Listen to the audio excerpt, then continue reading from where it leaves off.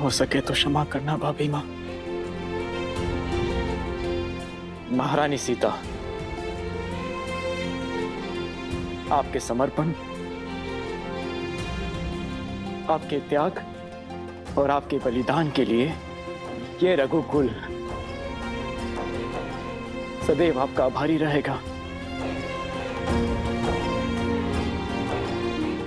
परंतु विधि के विधान और श्री राम की आज्ञा से आज आपको एक अंतिम बार इस सिंहासन का मान रखते हुए और अपने दायित्व का निर्वहन करते हुए इस सभा के समक्ष आपको पवित्रता का प्रमाण देना होगा, अर्थात अग्नि परीक्षा देनी होगी।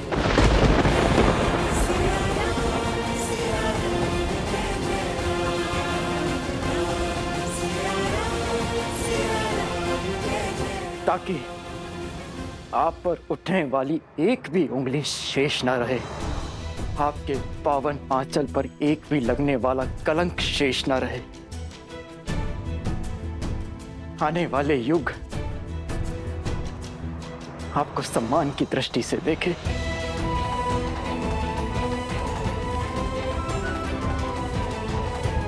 और आपकी स्मृति सतीत्व की परिभाषा बने, ना कि किसी के फैलाए लोक अपवाद का अर्थ बने।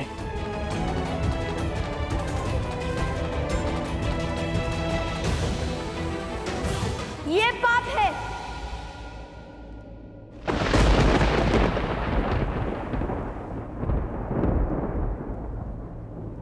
ये हमारी माता का अपमान है। लवकुश,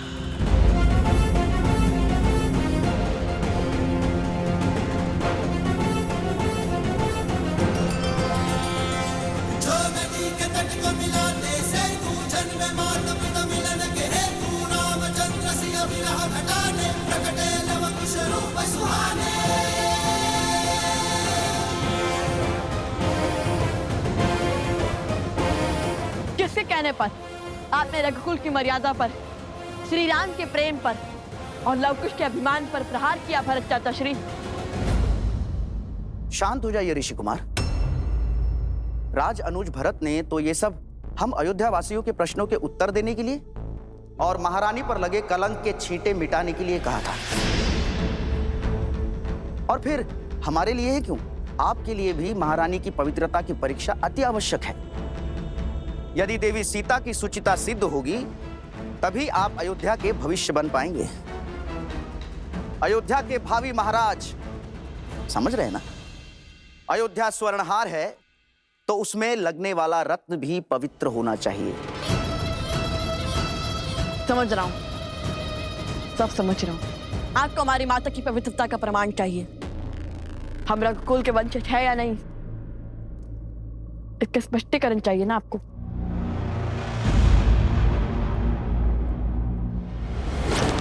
सत्य कहा, रत्न और स्वर्ण दोनों शुद्ध होने चाहिए ताकि हार भी शुद्ध ही हो। किंतु हमें यह बताइए कि हमारी माता की पवित्रता का प्रमाण मांगने वाले स्वयं कितने पवित्र हैं? इसलिए रत्न की परीक्षण करने से पूर्व स्वयं की परीक्षण आवश्यक है। हमारी माता पर प्रश्न उठाने से पहले आपको देनी होगी अग्नि परीक्षा।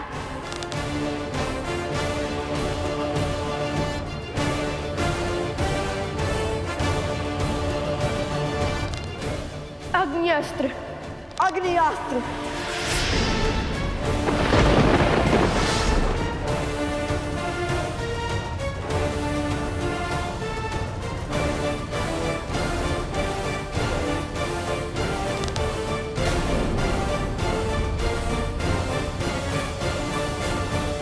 लवकुश,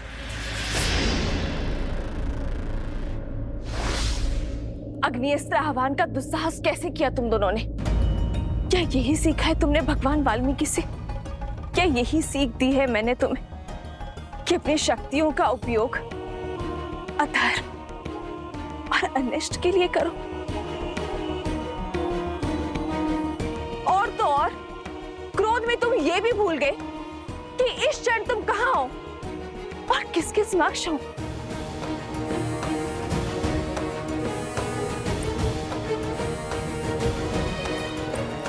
ये युद्ध भूमि नहीं है, ये अयोध्या की सभा है और तुम्हारे समक्ष साक्षात मर्यादा पुरुषोत्तम अयोध्यापति रघुवंशी श्री राम है। सूर्यवंश का पावन सिंहासन है। अब तक तो केवल मेरे चरित्र पर प्रश्न उठ रहे थे, किंतु आज तुम्हारे दुस्साहस ने मेरे लालन पालन, मेरे संस्कारों पर प्रश्न उठा दिए। माता, मुझ पर इस समाज ने, इस संसार ने सहस्त्र बार प्रश्न उठाए हैं और तब तक उठाते रहेंगे जब तक मैं जीवित रहूंगी।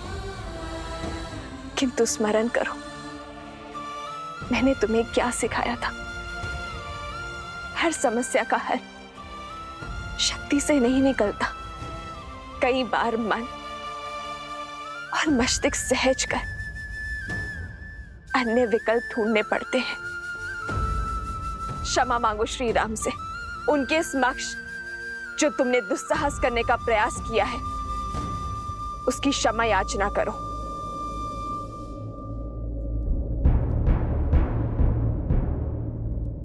हमसे भूल हुई महाराज राम, कृपया हमें क्षमा कर दीजिए। किंतु हम क्या करते? हमारा उद्देश्य ही तो माता सीता और अपने पिताश्री को एक करना था, उनके वियोग का अंत करना था। कहाँ अयोध्या से राम के मिलन का महोत्सव बनाने को थी और कहाँ पुनः हमारी माता पर प्रश्नों की बौछार होने लगी। उनके पावन चरित्र तार तार होने लगे। क्यों महाराज, क्यों?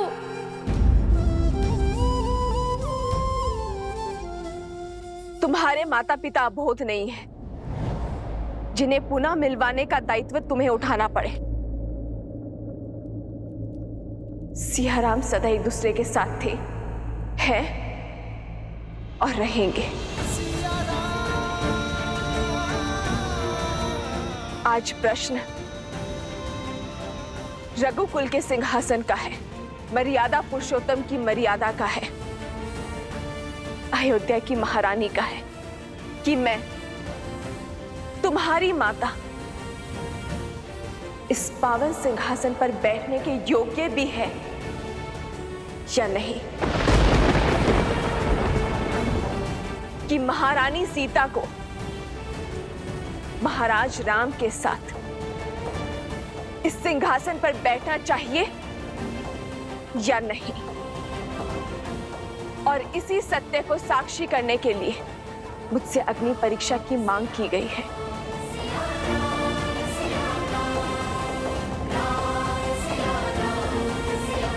आपके आदेश और भगवान वाल्मीकि की आज्ञा से ही मैं यहां आई हूं श्री राम।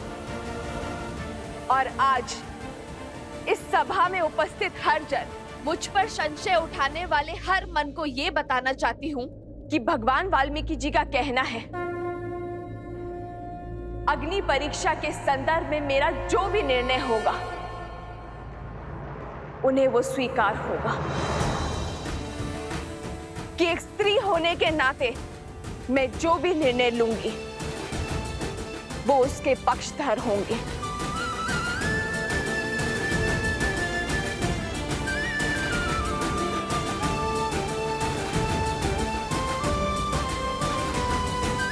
और मैं जनक नंदिनी सीता अपना निर्णय ले चुकी हूं, अपना पथ चुन चुकी हूं, किंतु उस पथ पर आगे बढ़ने से पहले मैं अपने बड़ों का आशीर्वाद लेना चाहती हूं, अपने छोटों को आशीर्वाद देना चाहती हूं।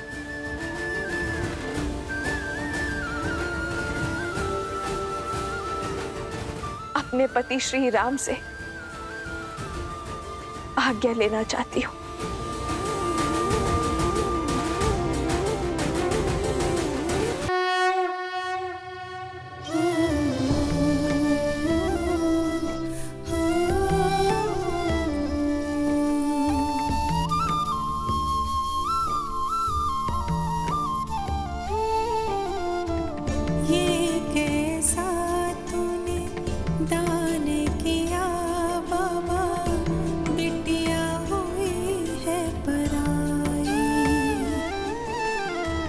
ज्ञान दिया हमें, मान दिया है, गुण और विद्या सिखाई।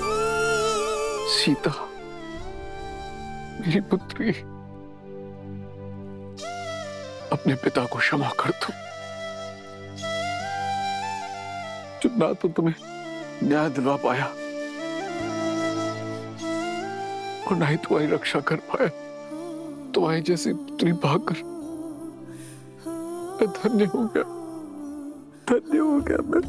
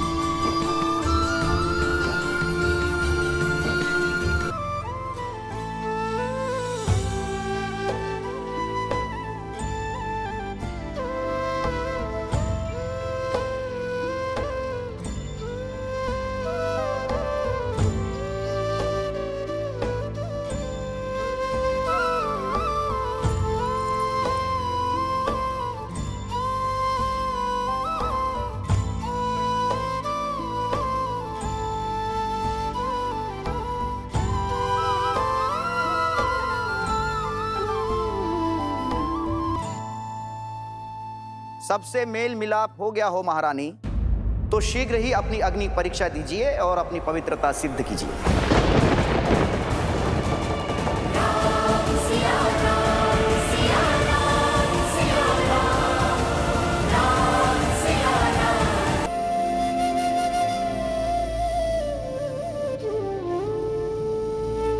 सबसे मेल मिलाप हो गया हो महारानी, तो शीघ्र ही अपनी अग्नि परीक्षा दीजिए और अपनी पवित्रता सिद्ध कीजिए।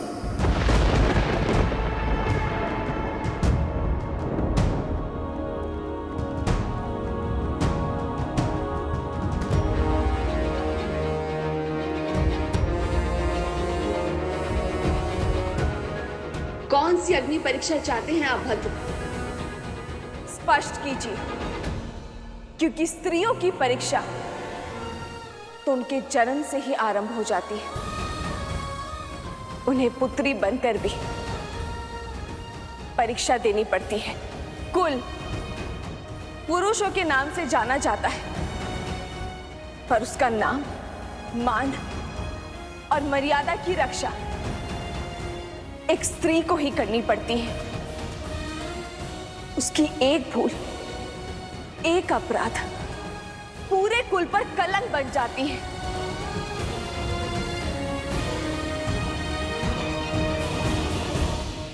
पत्नी बनकर फिर अग्नि परीक्षा देनी पड़ती है। अपना अस्तित्व भूलकर पति के अस्तित्व का आकार बढ़ाना पड़ता है। कुल वधू बनकर एक नए कुल की परंपरा के पालन करने में एक नींव की ईंट बनकर खड़ा होना पड़ता है।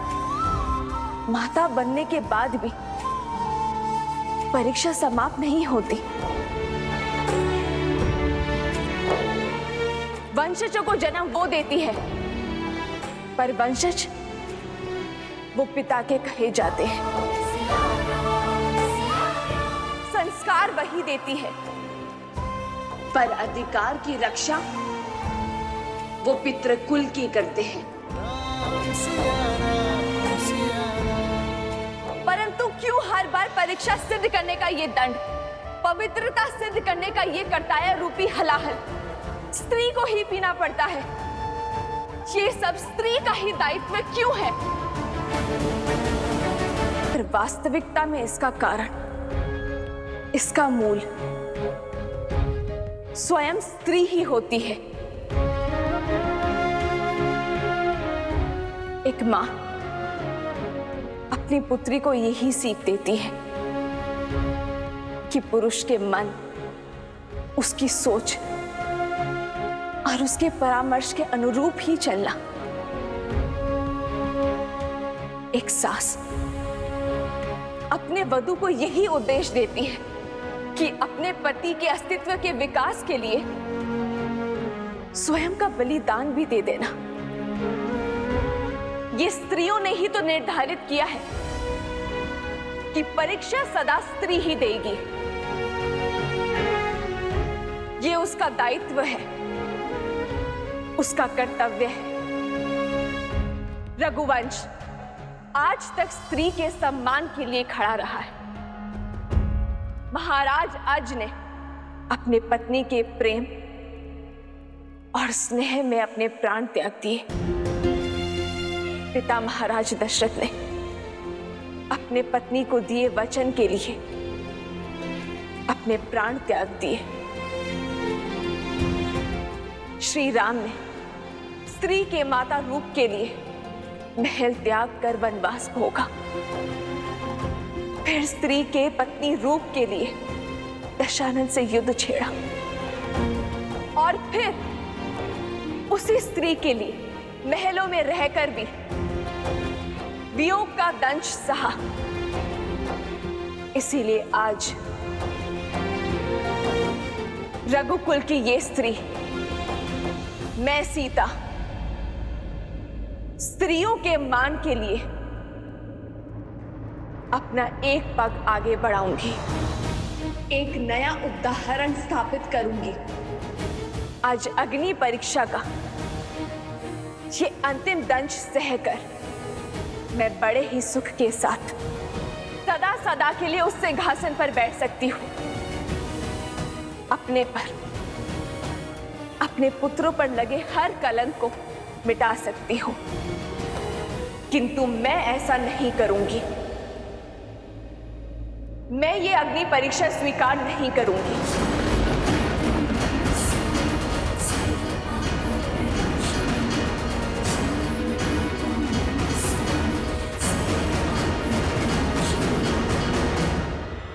क्योंकि यदि आज स्त्री होने के नाते मैंने उस असुरी सोच के समक्ष अपना सर झुकाया, तो फिर कोई भी नारी अपना सर नहीं उठा पाएगी।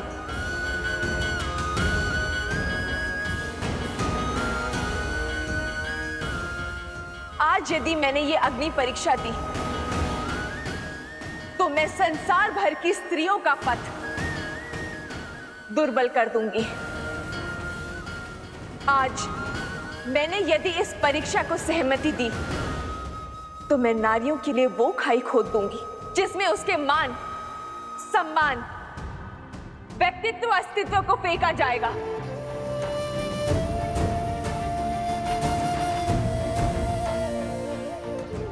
आज एक स्त्री पुरुषों के अहंकार को शांत करने के लिए ये अग्नि परीक्षा नहीं देगी, ये बलिदान नहीं देगी, अग्नि परीक्षा स्वीकार नहीं करेगी,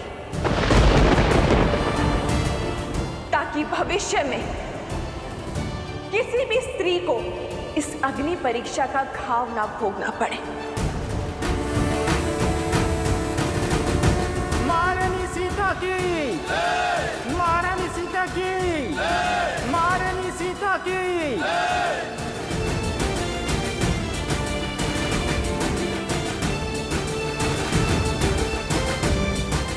आज जो मैंने निर्णय लिया है वो ना एक महारानी होने के नाते लिया है, ना पत्नी और ना ही माता होने के नाते। मैंने ये निर्णय केवल एक स्त्री होने के नाते लिया है। मैं सीता, श्री राम की पत्नी, रघुकुल की पुत्रवधू, पूछती हूं इस प्रकृति से, यदि मैंने अपने पूरे जीवन में अपने पति श्री राम के सिवाय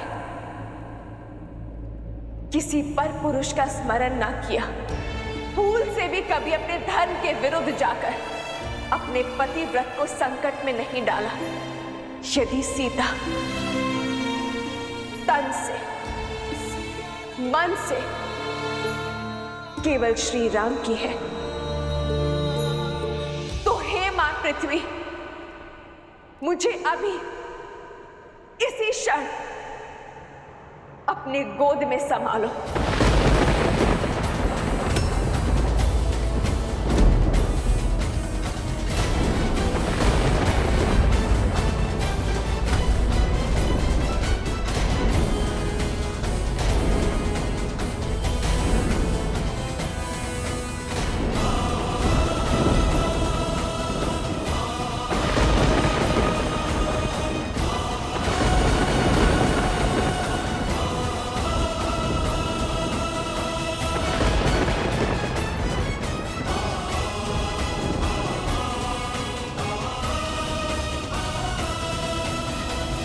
सीता, जिस स्त्री ने अपना संपूर्ण जीवन अपने पति, अपने परिवार, अपनी संतान पर न्यौछावर कर दिया, अपने को नहीं, अपने परिवार पर, अपनों पर समर्पित कर दिया, आज बात उसके चरित्र पर अटकी है। समाज उसके पतिव्रत की परीक्षा चाहता है। तो नहीं रहना मुझे ऐसे समाज, ऐसे संसार में।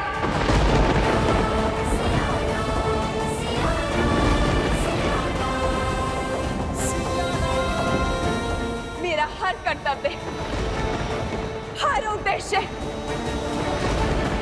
हर दायित्व यही समाप्त होता है।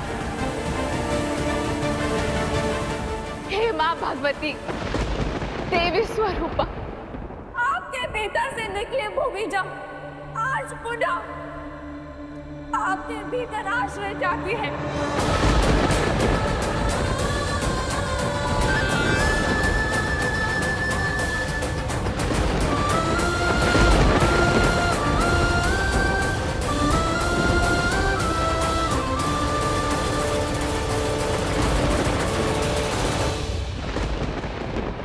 ये कैसा अनर्थ है महादेव? ये कैसे संभव हो सकता है? क्या सिया राम को फिर से वियोग सहना होगा? सिया राम इस धरती पर साक्षात लक्ष्मी और नारायण का अवतार है। जिस प्रकार इस पृथ्वीलोक पर एक होने के लिए इन दोनों को वैकुंठ लोक में एक दूसरे से पृथक होना पड़ा था, उसी प्रकार आने वाले मिलन की वेला के आलिंगन के लिए इन दोनों को पुनः एक दूसरे से पृथक होना होगा, वियोग का दंश सहना होगा, नियति के इस खेल के समक्ष नतमस्तक होना होगा। अर्थात राम बिना रोके, बिना टोके अपनी सिया से पृथक होना स्वीकार लेंगे, मिलन का प्रयास तक नहीं करेंगे।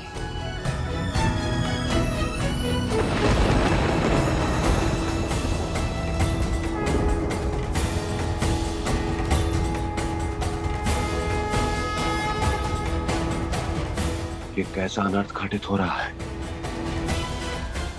अभी अभी तो वर्षों के अकाल के बाद देवी सीता के आगमन की वर्षा प्राप्त हुई थी। अभी अभी तो दुख में डूबी अयोध्या को सुख की छाया मिली थी, और अब ये। हे श्री राम, इस अनर्थ को होने से रोक लीजिए प्रभु। हे मर्यादा पुरुषोत्तम श्री राम, देवी सीता की मर्यादा पर हो रहे आघात को रोक लीजिए प्रभु, रोक लीजिए। रोक लीजिए प्रभु, इस अनर्थ को रोक लीजिए। निर्णय बदल दीजिए। सीता अपवित्र है तो अपवित्र है, ये महानता का ढोंग मत कीजिए आप। हमारी माता के विरुद्ध हमें भड़काता है पापी। तेरे अंत से ही लोक अपवाद का अंत होगा। रुक जाओ।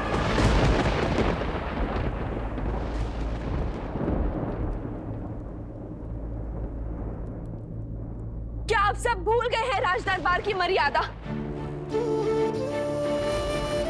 छोड़ दो इन्हें। यूं बल से किसी के मन को बांधना, ध्वनि को दबाने के पक्ष में ना तो श्री राम है और ना ही उनकी सीता। आज अयोध्या की प्रजा इसे पकड़कर दंड देने को आतुर है। वही कुछ क्षण पहले उसी के साथ खड़ी थी। यदि मेरी पवित्रता पर इतना ही विश्वास था तो पहले ये प्रश्न ही क्यों उठाया? मेरा समर्थन क्यों नहीं किया? किसी और ने भ्रमित कर दिया। ये कहना बहुत सरल है, परंतु सत्य तो ये है कि कहीं ना कहीं आपके मन में भी स्त्रियों के विरुद्ध शंका थी, मेरे विरुद्ध संशय था। और इसीलिए आप सब इसकी बातों में आ गए। और आज जब मैंने अपने प्राणों को त्याग करने की बात कही, तब आपको विश्वास हुआ कि सीता पवित्र है। वो विश्वास इसे भी होगा, पर कदाचित समय लगेगा। ये युद्ध सीता और अयोध्या की प्रजा का नहीं है। चेतना और लोक अपवाद के बीच है। जैसे आप सबको अपनी चेतना जगाने में इतने वर्ष लगे, इनकी चेतना भी जागेगी, क्योंकि हम सब में एक ही आत्मा का अंश है जो परमात्मा से जुड़ा है।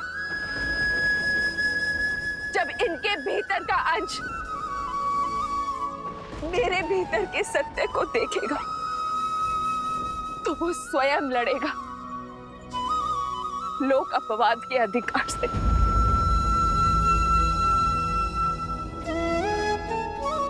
इनके भीतर की चेतना भी जागेगी जब मेरी चेतना इनकी चेतना को पुकारेगी।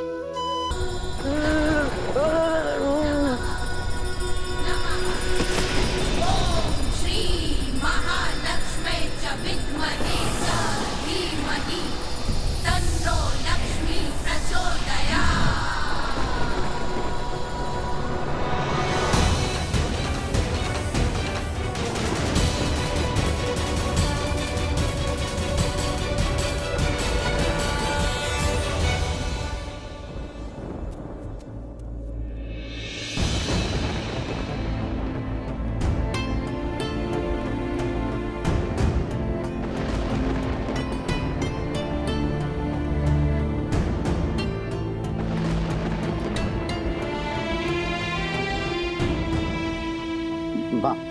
माता, आपने मेरी रक्षा की। जिसने आप पर कीचड़ उछाले, आपने उसकी रक्षा की। माता, आप धन्य हैं। माता, आप धन्य हैं। मुझे क्षमा कर दीजिए। मैं आपकी पवित्रता को समझ ही नहीं पाया। मुझे क्षमा कर दीजिए माता, मुझे क्षमा कर दीजिए।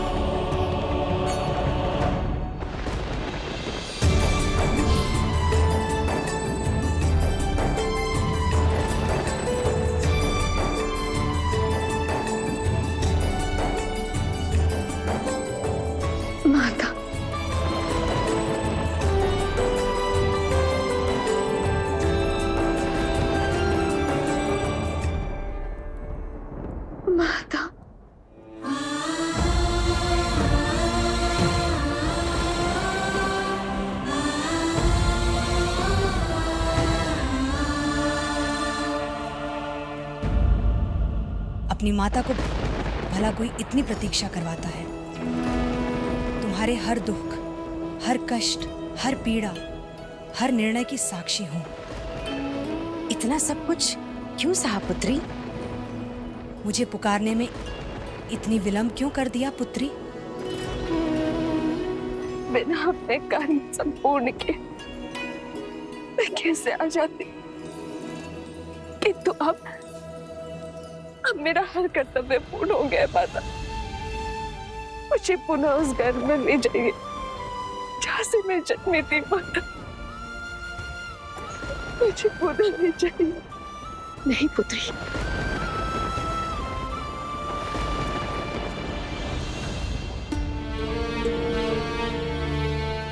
पुत्री, राम इस समय राज धर्म के बंधन में बंधा हुआ है। उसके मौन को उसकी स्वीकृति मत समझो। बदल दो अपना निर्णय, उसकी उलझन को समझो। अपना निर्णय बदल दो।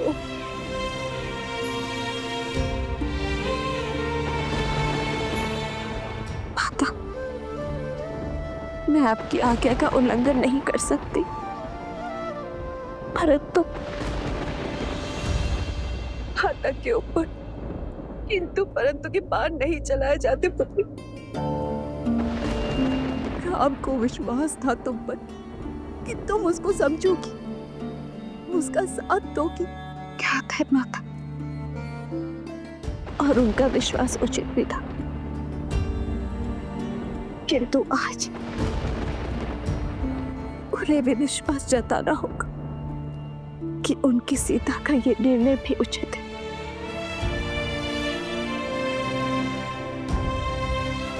मुझे क्षमा करना माता। माता, माता मुझे क्षमा कर दीजिए माता, क्षमा कर दीजिए। मेरी मति मारी गई थी कि मैंने आपके विरुद्ध ऐसा सोचा और ऐसा घोर षड्यंत्र रचा माता। मैं क्षमा प्रार्थी हूँ माता, मैं क्षमा प्रार्थी हूँ।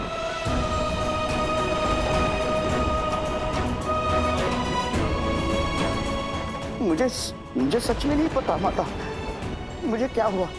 मैं तो आपके दर्शन करने के लिए अयोध्या आने वाला था, परंतु अचानक से न जाने मेरे मति पर एक धुन सी छा गई और माता उसके पश्चात जो कुछ भी हुआ वो मैंने नहीं किया माता। कदाचित मेरे रक्त में कोई शक्ति थी, परंतु माता अब दूषित रक्त बह गया है और कहीं जाकर अब चेतना जगी है माता। मुझे क्षमा कर दीजिए माता, मुझे क्षमा कर दीजिए।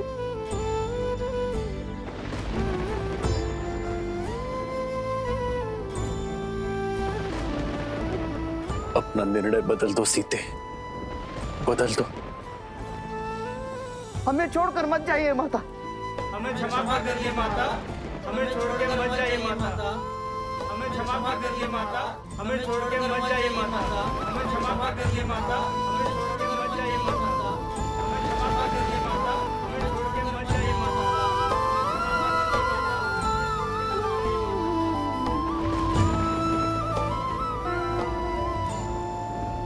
महादेव, अब तो सहस्त्रमुख रावण का रक्त भी उस व्यक्ति के भीतर से निकल चुका है। अब तो सीता को जाने की आवश्यकता नहीं है।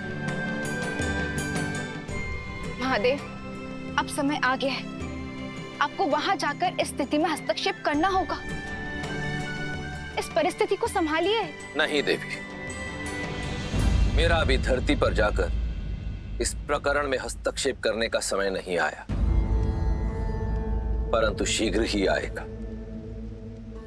आज अयोध्या में जो घटित हो रहा है वो संसार के लिए एक बहुत बड़ी सीख लेकर आएगा।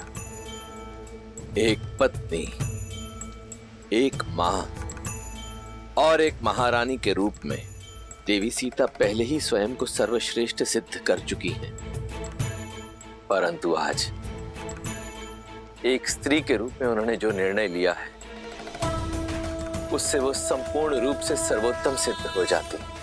तो इस सर्वोत्तम का धरा में समा जाना ये किसका प्रतीक है? उद्देश्य का। मनुष्य के जन्म के साथ ही जुड़ा होता है उसके जन्म का उद्देश्य। देवी सीता ने अपने जीवन के सभी उद्देश्य पूर्ण कर लिए, केवल एक उद्देश्य को छोड़कर, और वो उद्देश्य है स्त्रियों की शक्ति बनना, जिसे वो आज पूर्ण करने जा रही हैं देवी।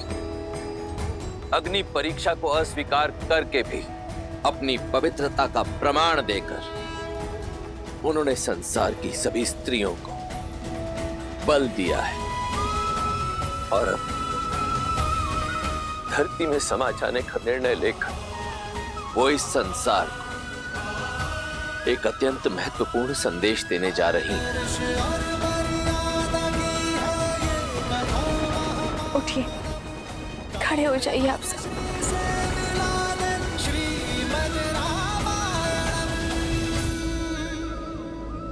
मेरे मन में आप सबके प्रति कोई दुर्भावना नहीं है। आपकी माता समान महारानी को आपसे कोई असंतोष, कोई अप्रसन्नता नहीं है, बल्कि मैं तो सदा अपनी अयोध्या को सुख का आशीष दूंगी।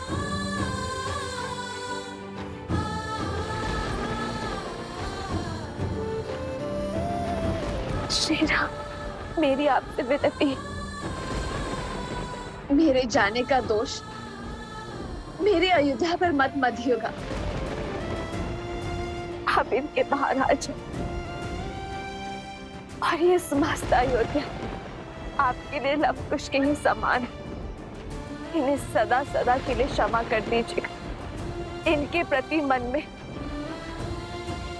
कोई द्वेष भाव मत रखिएगा। और यही विनती मैं आप सबसे भी करती हूँ, यदि कोई आपके निर्णय पर प्रश्न उठाए तो आवश्यक नहीं है कि आप हर बार उस पर अपना क्रोध दिखाएं। विलंब से ही सही एक दोषी को अपनी भूल का आभास अवश्य होता है, किंतु यदि हम अपने क्रोध के बाण को ना रोक पाए तो हम स्वयं दोषी बन जाते हैं।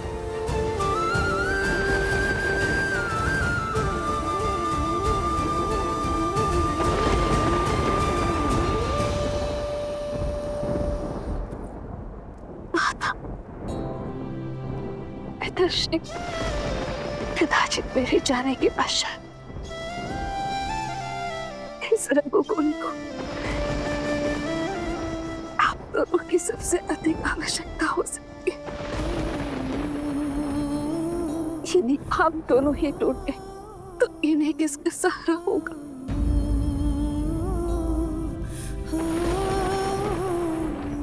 ऐसा मत कहो पुत्री, मत कहो, हमें छोड़कर मत जाओ। नहीं सीता, सीता नहीं।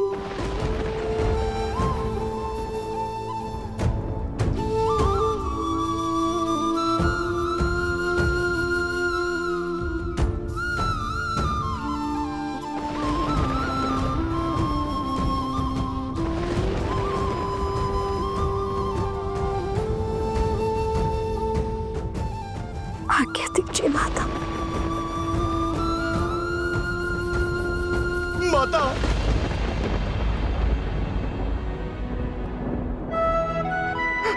माता, हनुमान। नहीं माता, मैं आपको कहीं नहीं जाने दूंगा माता। आप चाहे जो तर्क दें, जो बात कहें, इस बार ये आपका पुत्र सिया राम का वियोग नहीं होने देगा माता।